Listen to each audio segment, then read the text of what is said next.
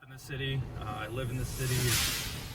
I got that homeboy attachment to it. And, it's just a place I see myself being for a long time.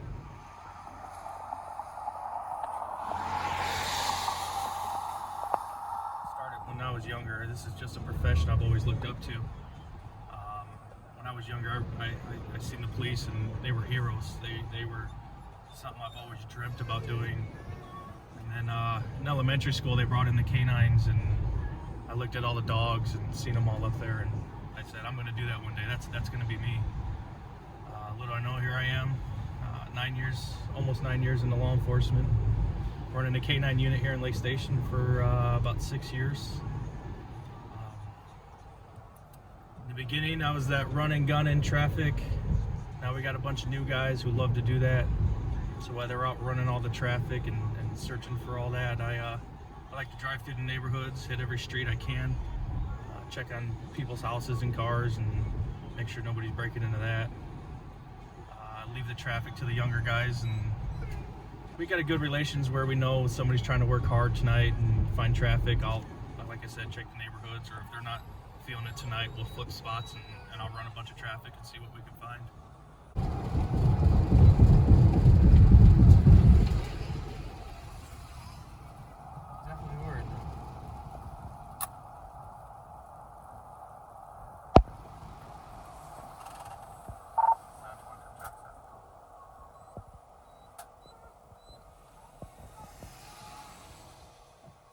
Okay.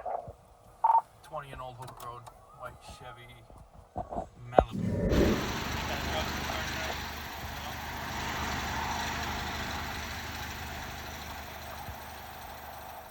Traffic stop, plate surely expired in August of this year. Went up, the driver handed me an ID card, which is usually a notice of them not having a license. Driver is suspended. Also got I believe to be a faint smell of marijuana coming from the vehicle, so we'll get the dog out here and run him. See if we can get an alert and a search out of this.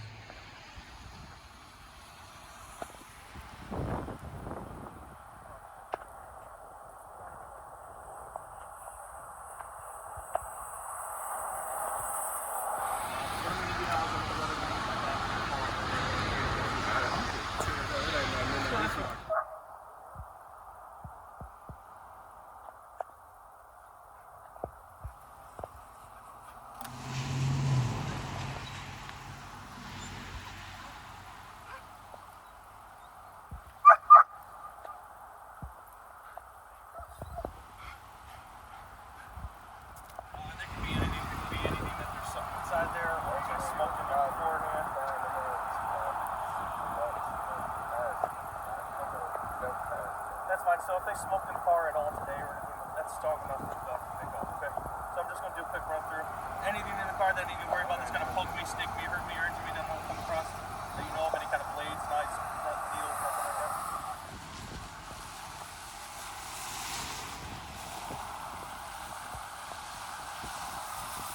The dog alerted on the car. Checked it. We found two what are known as blunts here. One in the driver door where the dog alerted. Check that on the passenger door where the dog alerted, and one also on the driver's door.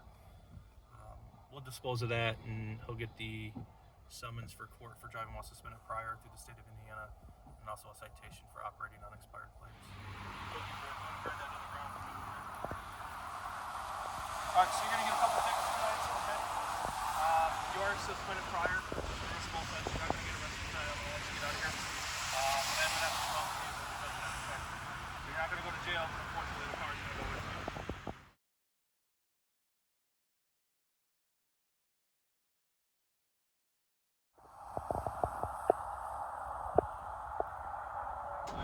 So we're going to stop this car here. Doing 47 in a 35. 2-lane changes without using any turn signals. Let's see what they got going on. Central 110 traffic stop. Driving history is pretty clean. He's got 0 points. Says he's not feeling good. That typical, I got to use the bathroom response. History being clean, we'll cut him out of here with just a warning. Last ticket he had was almost 10 years ago, so I think he's doing pretty good. Do me a favor, slow it down a little bit. Make sure you use those turn signals, all right? I'm so sorry. All right, maybe later.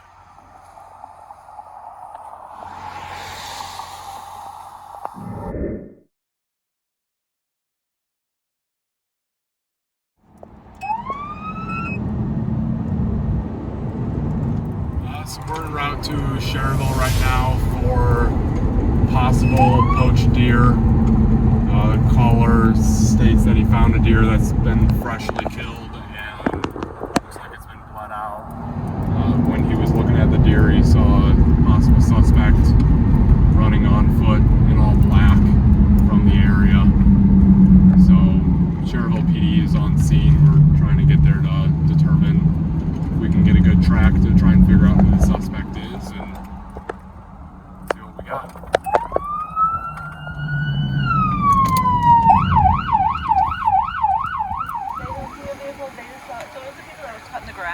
Okay, and so I guess they saw a guy over there, kind of where that fence line over there, kind of peeked out, and then they kept cutting the grass, and all of a sudden you see, like, I guess, deer on the floor, and then them running that way, because I guess they ended up seeing.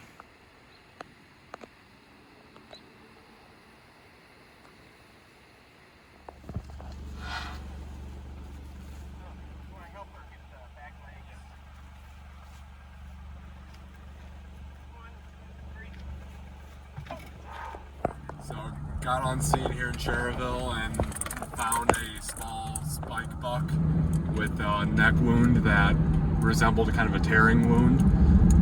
Didn't have any gunshot in it, no splatter from anything that had been shot by either rifle, shotgun, or even a bow and arrow or a crossbow. So it was basically determined, looks like it was natural causes. The bucks will get territorial and will fight. And this looks like it was just killed by another buck that gouged open its neck and it bled out right there.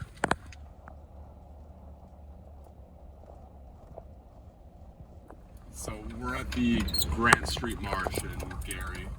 This is for the Little Calumet River. This is going to be the most popular duck hunting area on the Little Cal. Sitting just to the west side of Grant Street, south of 8094.